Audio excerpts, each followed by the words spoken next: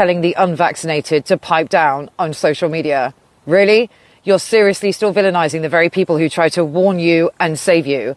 Some are even saying we are fortunate to not be jabbed, as if it was that fucking easy to resist.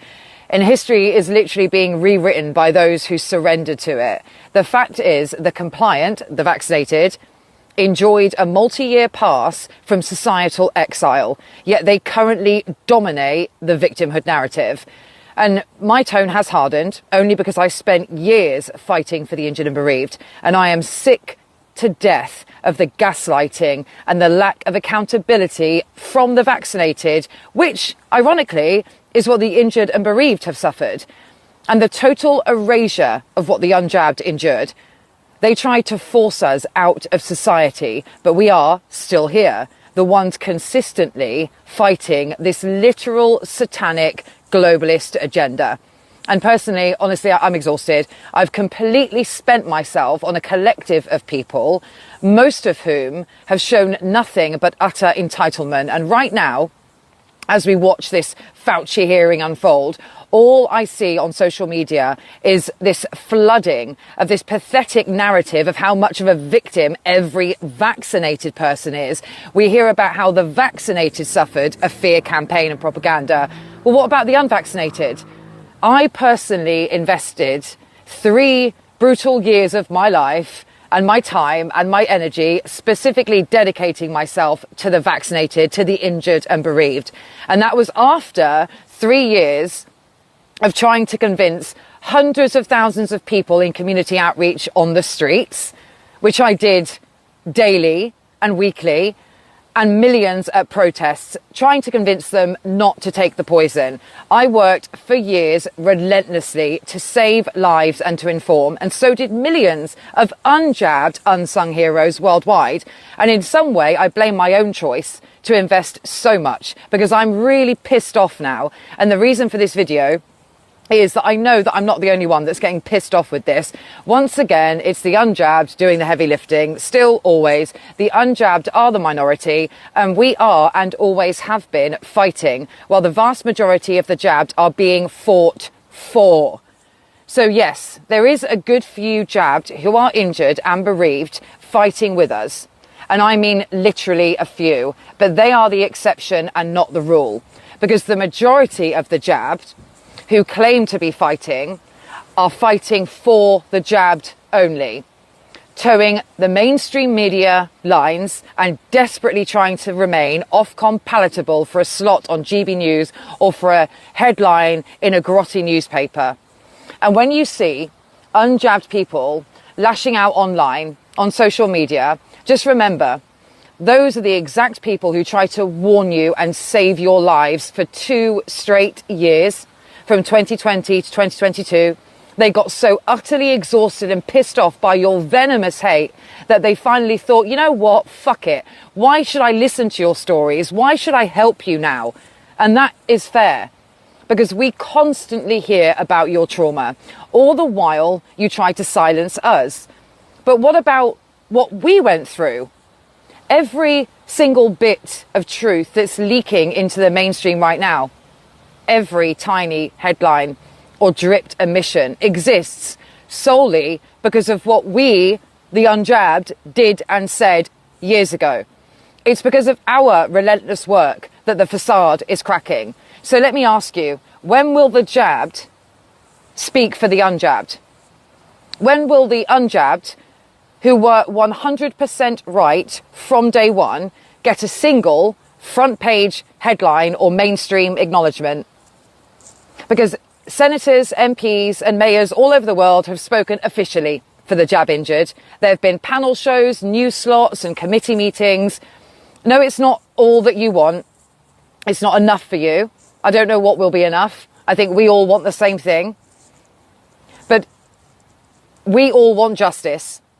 It's just that some of us also care about the truth. Meanwhile, the unjabbed have had sod all. Absolutely fucking nothing.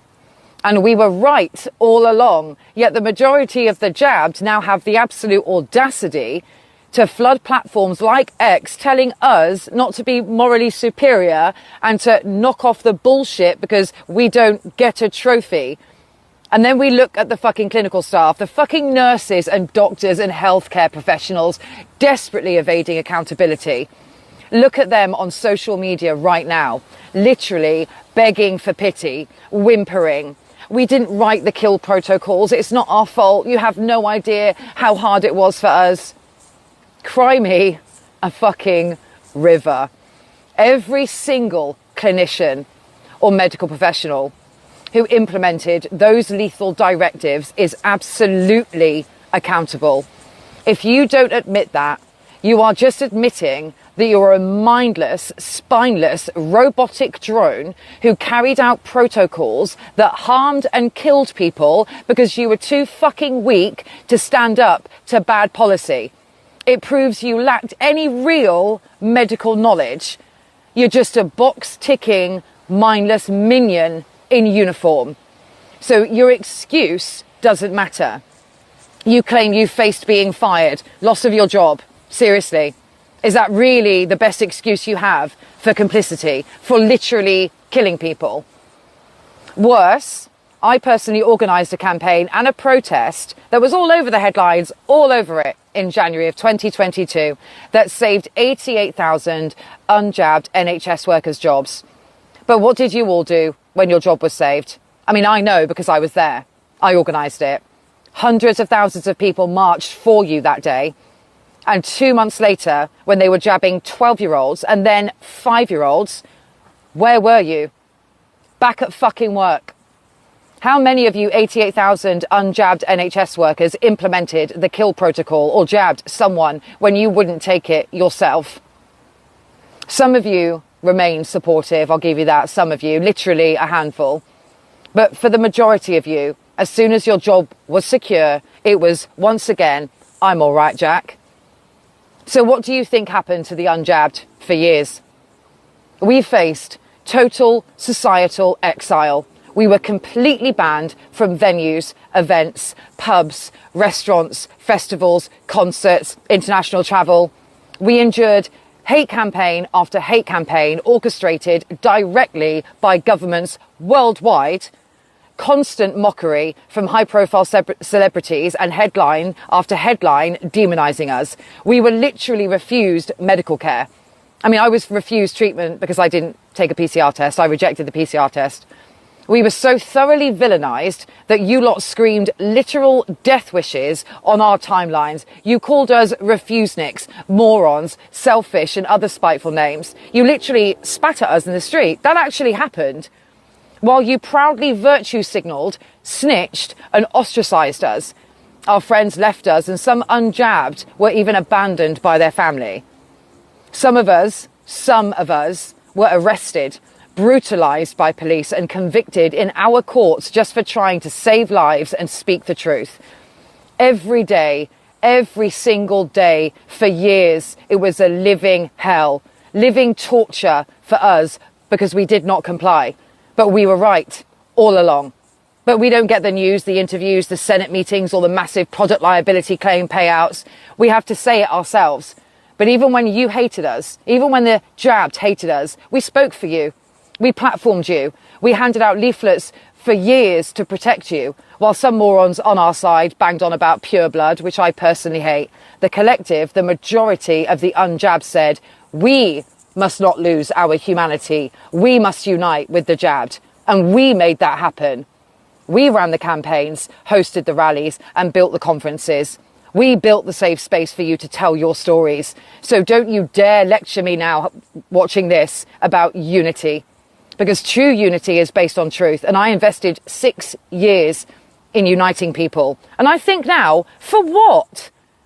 I understand why the jabbed don't comprehend real unity, because you believed a brainwashed, state-sponsored version of civic duty was unity, while treating us, the unjabbed, like lepers. For years, only one side has initiated. Only one side has campaigned for everyone. And only one side has let bygones be bygones and do what is right for humanity as actual humanitarians. The other side have indeed campaigned, but for themselves. So to all the jabbed telling us, the unjabbed, to pipe down, fuck you. To all the nurses and clinicians begging for pity as if you're a victim, fuck you too. I have respect for the clinical staff, doctors and nurses who risked their livelihoods to speak out and save lives. I have unending respect for the very few jabbed, jab injured and bereaved who are fighting for all of humanity, not just for themselves, but that's very few. I respect the plaintiffs in the case against Bill Gates in the Netherlands because they aren't looking for a quick taxpayer-funded payday. They are exposing the entire satanic globalist beast and holding the likes of Bill Gates and Albert Bourla, Pfizer CEO, accountable as individuals. And that brings me on to another thing as well, which I don't think many people actually know is going on. I think that people are completely unaware of this. To the AstraZeneca class action claimants in the UK High Court, who are securing millions with non-disclosure agreements, I do not respect you. And if you don't know about that claim, a group of injured and bereaved are suing AstraZeneca in a product liability case. One of many, by the way, one of many. Let's get down to the brass tacks of that. AstraZeneca isn't paying a single fucking penny because of the indemnity contract signed by our corrupt government. In 2020, the British taxpayer is footing the entire multi-hundred million pound bill. You, vaccinated and bereaved claimants, are suing the government by proxy and making the taxpayer pay for every penny, and you know it. The public purse is funding AstraZeneca's elite corporate lawyers, bleeding £1,500 an hour, funding the expert witnesses and funding individual lifetime compensation payouts up to £20 million each. That is a grotesque, systemic stitch-up. A claimant in this class action can walk away with millions of taxpayer money on the condition of absolute silence. You're taking blood money to fund your own hush money packages, bankrolling the exact machine that broke you and keeping the rest of humanity trapped in this fucking mess. You're willing to be silenced, to have the truth silenced for a fucking payout. And some of you have already got the VDPS payout as well, which makes it worse. We're not the same. So why should the unvaccinated and the general public fund a multi-million pound product liability claim for other people's choices? Everyone had a choice. That is an unassailable fact. Nobody was dragged to those vaccine centres. The vast majority chose to line up, chose to ignore the warnings, proudly updated their social media profiles and joined the hate mob against the unjabbed. That's the harsh truth. It's the truth. It's harsh, but it's the truth. And one thing I'll also say, because I heard this a lot over the years, is the term medical rape. Yeah, it worked for a while. It absolved you of any accountability whatsoever. It describes the crime being committed worldwide because it was a crime. But let's be brutally honest. Adults had a choice. Being violently assaulted in the most despicable way imaginable does not happen through fear-mongering, government briefings and TV adverts. There are no billboards saying, "Get raped for your health," and people resisting that assault are not called refuseniks. To say that arguing we had a choice is like blaming a rape victim is sickening. It completely trivializes the horror of sexual violence. While injecting powerless children is a completely different story, adults had a choice. So calling the phrases like medical rape, it's just word gymnastics. There's a massive line between systemic and psychological coercion and physical, violent, brute force. The jab was not akin to rape. And if you've ever been a victim of rape, you don't need me to tell you the difference. The pressure and the threats were intense. The job losses, social exclusion, no travel, no entry. Yeah, we, the unjabbed, we know we made those sacrifices. The coercion was severe. Yeah, we know. We said no.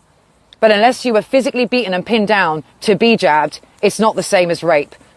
Concern and righteous rage about the coercion and autonomy deserves airing. The rape analogy does not. It sickens me.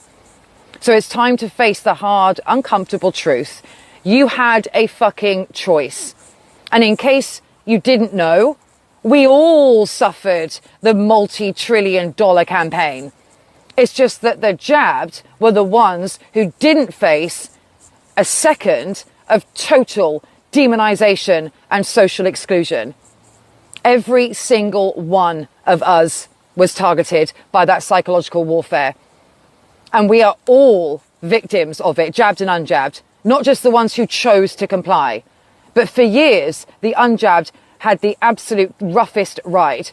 We were the primary targets of the state's venom, and your venom, villainized and cast out of society. But we were right, and we have damn well earned the right to say we were right. And to this day, not once have we had any official acknowledgement or indeed an apology. But guess what, guys? We aren't dumb enough or desperate enough to sit around expecting one. We don't need validation from the system that tried to crush us and kill us. The truth always comes out, and look, it has. We fight for humanity, not for self. And that's the fundamental difference between us and the people begging for pity while attempting to bury the truth, bury history, and bury who they were during that time. You want to rewrite history now. You want to bury who you were, and you want to silence the truth. How fucking dare you? Truth is all that matters. Admit who you were. Admit you were wrong.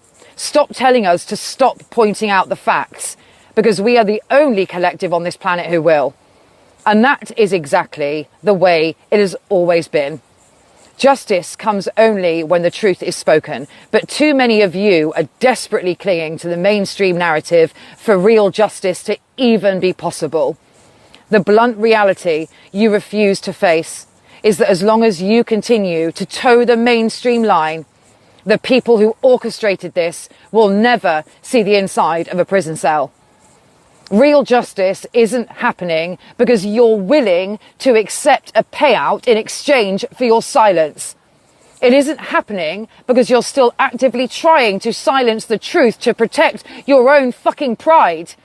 We all deserve justice.